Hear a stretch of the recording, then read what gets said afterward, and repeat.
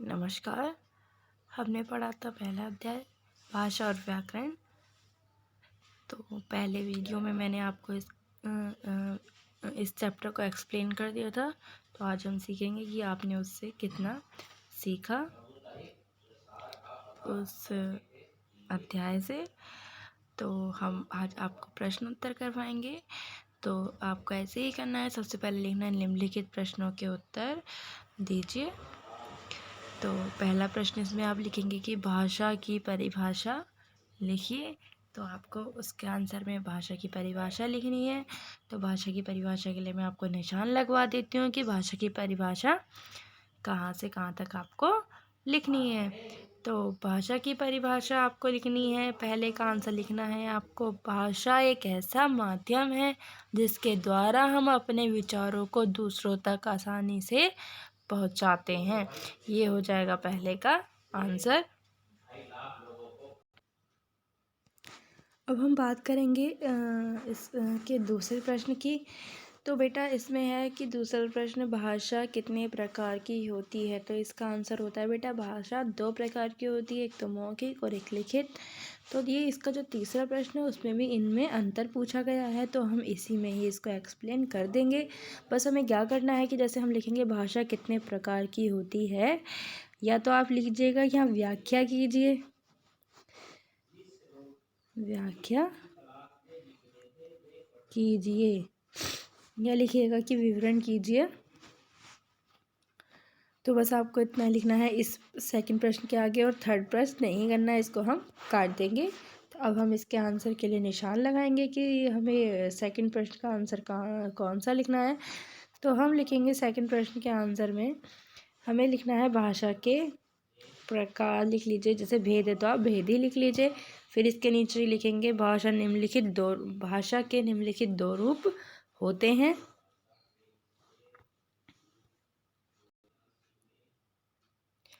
तो इसमें पहला इसका रूप है मौखिक भाषा।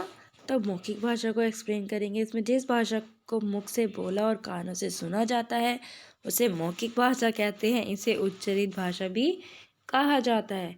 तो आपको ये यहीं से यहीं तक लिखना है पहले वाले का, या आप अगर इसे चाहें तो पूरा भी लिख सकते हैं कि बातचीत, वाद विवाद, भाषण, कोई घटना या कहानी सुनाने में भाषा के इसी रूप का प्रयोग किया जाता है। तो आप इसको पूरा ही लिख लेंगे। तो और दूसरा लिखेंगे फिर इसमें इसका दूसरा प्रकार है लिखित भाषा। मन के भाव तथा विचारों को जब लिखकर प्रकट किया जाता है तो यह भाषा का लिखित रूप कहलाता है। और पत्र, लेखन, पुस्तक, कहानी, समाचार पत्र, पत्रिका आदि में भाषा के इसी रूप का प्रयोग किया जाता है। लिखित भाषा में ध्वनियों के स्थान पर वर्णों या अक्षरों का प्रयोग किया जाता है। तो आपको इसमें लिखना है बेटा सेकंड वाले का आंसर यहाँ से, और ये यहाँ तक लिखेंगे आप, किया जाता है तक, यहाँ तक सेकंड वाले का ये आंसर होगा। एक बार मैं आपको फिर से दिखा देती हूँ कि आपको कहाँ से कहाँ तक लिखना है। ये यहाँ से, जो ये भाषा के भेद हेडिंग डाल के सेकंड का आंसर यहाँ से, और ये किया जाता है तक, यहाँ तक आपको सेकंड वाले का आंसर लिखना है। अब हम बात करेंगे इसके तीसरे प्रश्न की। तो इसका तीसरा प्रश्न हमने कटवा दिया है। तो जिसका फोर्थ वाला है ये तीसरा बनेगा, और ये फोर्थ बनेगा, और ये लास्ट वाला फिफ्थ बनेगा। फिर से मैं आपको बता देती हूँ, ये वाला जो ये हम कटवा चुके हैं, ये फोर्थ वाला थर्ड है, ये फोर्थ है, और सिक्स वाला फिफ्थ है। तो जो मैंने अब बताए हैं इसके नंबर मैं इसी के अकॉर्डिंग आपको आंसर बताऊंगी। अब नेक्स्ट थर्ड लिपि किसे कहते हैं, लिपि से आप क्या समझते हैं। तो अब लिपि का आंसर लिखेंगे हम, मतलब मैं निशान लगवाती हूँ लिपि के लिए। तो बेटा लिपि के लिए आपको लिखना है कि मौखिक भाषा को लिखने के लिए कुछ आरक्षित चिन्ह निश्चित किए गए हैं। भाषा को लिखने के लिए जिन चिन्हों का प्रयोग किया जाता है उन्हें लिपि कहते हैं। हर भाषा को लिखने की अपनी अलग लिपि होती है, और हिंदी देवनागरी लिपि में लिखी जाती है। ठीक है, पहले तो आपको ये लिखना है। उसके बाद नीचे एक लाइन छोड़ के या नेक्स्ट लाइन से आपको परिभाषा हेडिंग लिखनी है और उसके आगे ये परिभाषा आपको लिखनी है कि भाषा को लिखने के लिए जिन चिन्हों का प्रयोग किया जाता है उन्हें लिपि कहते हैं। तो यहाँ से यहाँ तक आपका ये तीसरे का आंसर हो जाएगा। नेक्स्ट क्वेश्चन की बात करते हैं। तो नेक्स्ट क्वेश्चन है व्याकरण किसे कहते हैं। तो अब हम बात करेंगे व्याकरण की। तो व्याकरण के लिए आप लिखेंगे यहाँ से यहाँ तक ही लिखना है बस आपको कि भाषा के शुद्ध रूप और सही प्रयोग का ज्ञान कराने वाले शास्त्र को व्याकरण कहते हैं।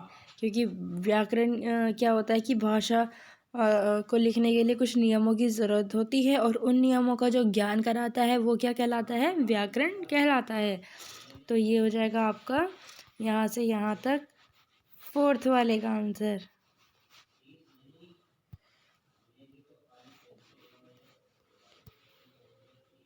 अब ये है जो इसे हम फिफ्थ बनाया था, सिक्स वाले को फिफ्थ। इसकी बात करेंगे व्याकरण के कितने भेद होते हैं। तो इसके लिए हम निशान लगाएंगे कि व्याकरण के कितने भेद होते हैं। तो यहाँ पर हम देखेंगे कि व्याकरण के भेद, तो व्याकरण के 3 भेद होते हैं। पहला होता है वर्ण विचार, शब्द विचार और वाक्य विचार। तो वर्ण विचार में क्या आता है, शब्द की रचना वर्णों से होती है और वर्ण विचार में वर्णों के आकार, उच्चारण, वर्णों के मिलने से शब्द निर्माण आदि का अध्ययन किया जाता है। तो क्या होता है कि जो वर्ण होते हैं, कुछ बच्चे वर्ण गलत बना देते हैं, उन्हें मतलब वर्ड बनाने ही नहीं आते हैं, उनके आकार का पता ही नहीं चलता है। जैसे कि अब मान लीजिए है तो है ऐसे बनता है, कुछ लोग मतलब कैसे भी इसको बना देते हैं।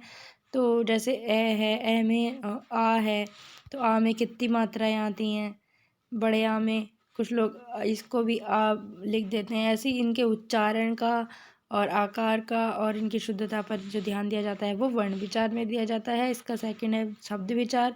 प्रत्येक भाषा अपनी ज़रूरत के अनुसार शब्दों का निर्माण करती रहती है और दूसरे स्रोतों से शब्दों को ग्रहण करती है और शब्दों के निर्माण, विकास आदि का अध्ययन शब्द विचार के अंतर्गत किया जाता है। तो इसमें क्या होता है कि जो शब्द विचार, जो शब्द बनाने का, जैसे शब्दों के उच्चारण, शब्दों की वर्तनी पर ध्यान दिया जाता है। और जो अगर दूसरे क्या कहते हैं भाषा से अगर कोई शब्द लेकर कोई शब्द का निर्माण करना है तो वो भी किया जाता है। जैसे कि संकर शब्द होते हैं, उसमें 2 भाषाओं के मेल से एक शब्द का निर्माण किया जाता है।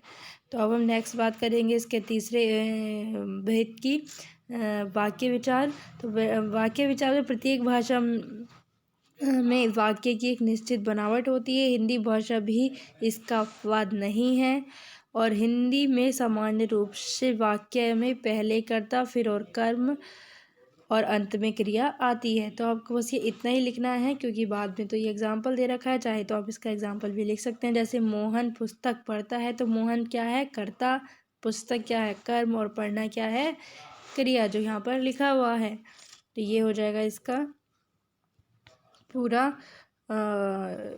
5th क्वेश्चन का आंसर, वाक्य के भेद। यहाँ से बेटा यहाँ तक इसका आंसर हो जाएगा 5th वाले का।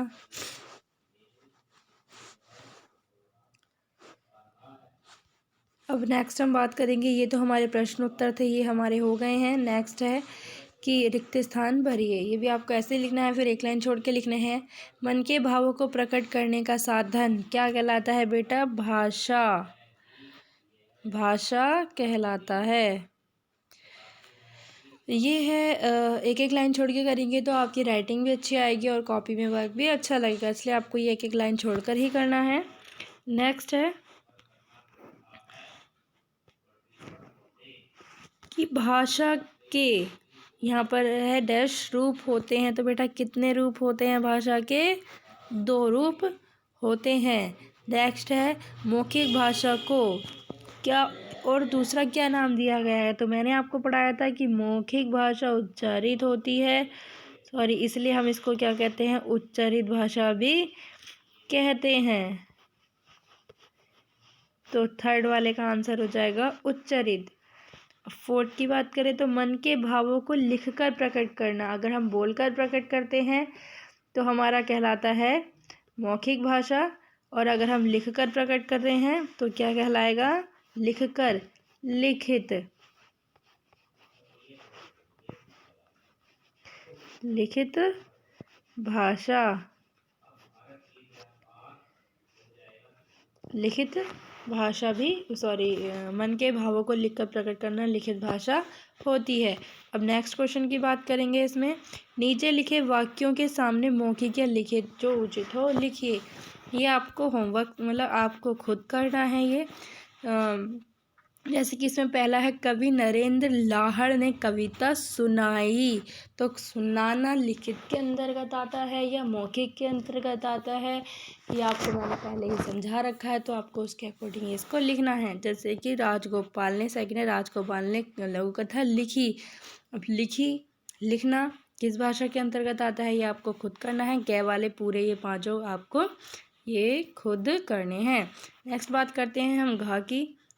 तो निम्नलिखित वाक्यांशों के लिए एक शब्द लिखिए। बेटा ये भी आपको खुद करने हैं। किसी राष्ट्र के संपूर्ण क्षेत्र में प्रयुक्त होने वाली भाषा क्या कहलाती है, ये सब इसी चैप्टर में है। आपको अगर इसमें देखना पड़े तो पीछे की जो 2 वीडियो मैंने बना रखी हैं इसी चैप्टर को समझाने के लिए, आप उसमें से देख सकते हैं, द्वारा समझ सकते हैं, सब कुछ आपको उसी में मिल जाएगा। लेकिन जो संकेतों के माध्यम से व्यक्त की जाने वाली भाषा होती है, संकेत हम ना बोल रहे हैं ना हम लिख रहे हैं, खाली उसको इंडिकेट कर रहे हैं, तो वो क्या कहलाती है बेटा, सांकेतिक। सांकेतिक